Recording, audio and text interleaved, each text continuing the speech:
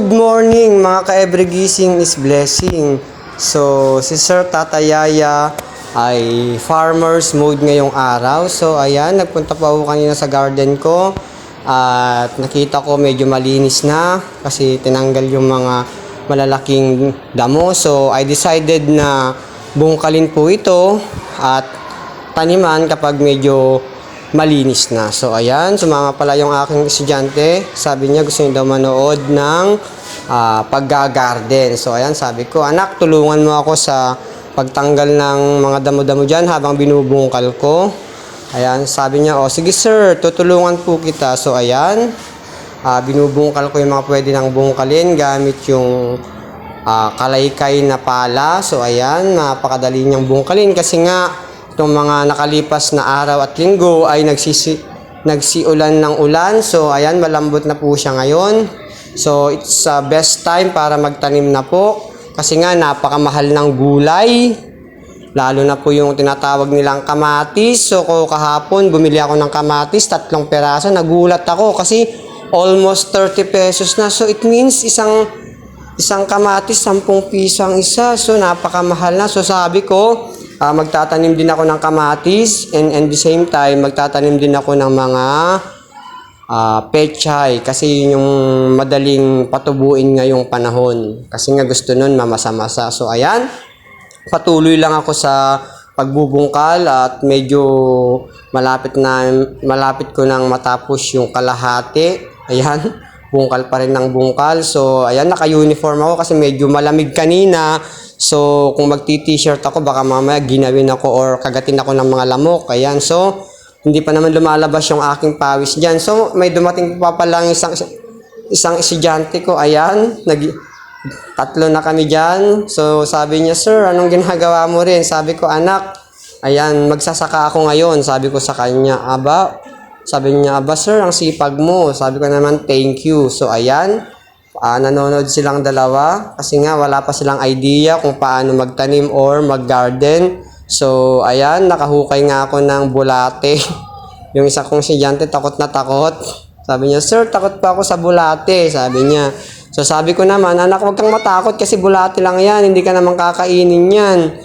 Hindi ka kasya sa kanyang bibig. So, ayan, tawang-tawa siya. So, ayan, tanong pa rin ng tanong, sir, anong itatanim mo? Sabi niya, so sabi ko naman, magtatanim ako ng sama ng loob. Sabi niya, ano yun sir, meron ba nun? So sabi ko, anak, bubungkalin ko muna bago ako magtatanim. Ayan. So sabi ko, magtatanim tayo dito ng pechay. Para kapag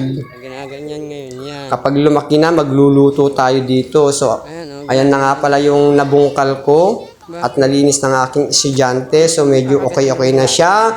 So, siguro sa mga susunod na araw, pupunlaan ko na yan ng pechay. Kasi yung pechay, almost 20 or 30 days lang. Pwede nyo na siyang anihin. Pwede na natin siyang ihalo sa sardinas, karne, isda, o ano pang ulam. Ayan. Kasi dati puro petsayan yung garden na yan, yung plot na yan. So, yung mga bata ko natutuwa. Nagdidilig-dilig, and minsan kapag gusto nila ng pechay, binibigyan ko din po sila. So, ayan nga po pala, medyo na-encourage silang durugin. Sabi ko, try nyong durugin. So, sabi ng mga estudyante ko, ayan sir, ang lambot po pala. Oo naman ka, ako malambot na yan anak kasi panay ang ulan yan. Ulan ng mga nakaraang araw. So, tuwang-tuwa sila. Tuwang-tuwa sila sa pagdudurog. So, sila pala yung maaga kong estudyanteng pumasok. So, ayan, maswerte sila kasi naabutan nila kung paano yung paggagarden. So, yung mga estudyante ko, tsaka yung mga parents namin dyan, shout out. Sana po ay tulungan nyo kami sa pagbubungkal at paggagarden sa ating garden sa grade 4. Ayan. So, mga ilang hakbang na lang yan. Meron ng tanim. So, sa mga susunod pong video namin or video ko, yan, makikita nyo meron na po yung tanim. So, sa mga nanonood po dyan, shout out po. Magtatanim-tanim po tayo sa ating paligid kasi napakamahal na ng mga bilihin, lalo ng mga gulay.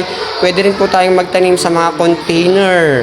sa mga bote ng mga 1.5, bote na patapon, pwede nating lagyan ng lupa or pwede tayong bumili. So ayan, napakarami pala naming lilinisan dyan or gagardenin. So aaraw-arawin po namin yan para mabungkal, para magkaroon po siya ng tanim. Yan, maraming salamat po sa panonood.